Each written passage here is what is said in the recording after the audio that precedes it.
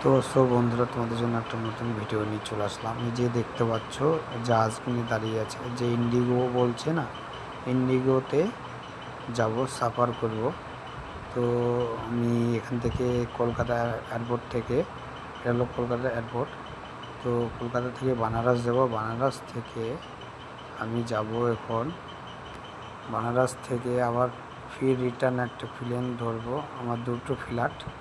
তো বানারস থেকে চেন্নাই আমার একটা ডিউটিতে যাচ্ছি, গাড়ি চালাতে, ড্রাইভিং করি। তো বন্ধুরা, যদি ভিডিওটা দেখতে খুবই ভালো লাগে, লাইক কমেন্ট শেয়ার করবেন। আর বন্ধুরা, বলছিলাম যে এই যে মানে মেন হলো কি বলেন তো, টিকিটটা মেন না, মেন হলো বোর্ডিং পাস।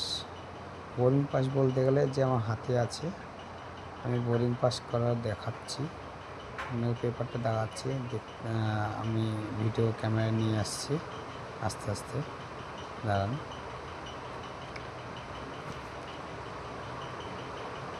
ভিডিও দেখলে ভালো। এই যে পেপারটা দেখতে পাচ্ছ, এটাই হলো বোর্ডিং পাস।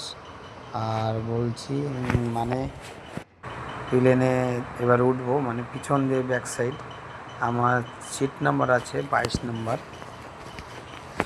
আমি বোর্ডিং পাসটা দেখাচ্ছি, স্ক্যানার করবে আমাকে, তবে যেতে দেবে। করে আমি আস্তে আস্তে প্লেনে উঠছি। উঠে আবার সামনে গিয়েও চেকিং হবে প্লেনের ভিতরে। তো ওখানে সব স্টাফরা থাকে ইন্ডিগো। তো ইন্ডিগো স্টাফরা মানে ওদের খালি দেখায় কাজ, যে মানে কীভাবে মানুষকে কীভাবে কি করা যায়, সেইভাবে পরিস্থিতি দেখে এরাও কাজ করে। ডিউটি খুব ভালো ডিউটি।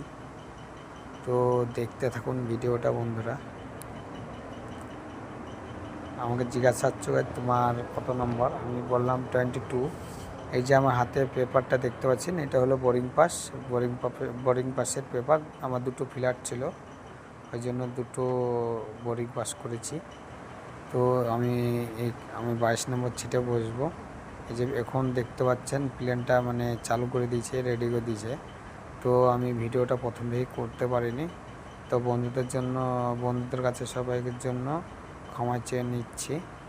তো এই যে দেখতে পাচ্ছেন আস্তে আস্তে এবার এটা নামছে।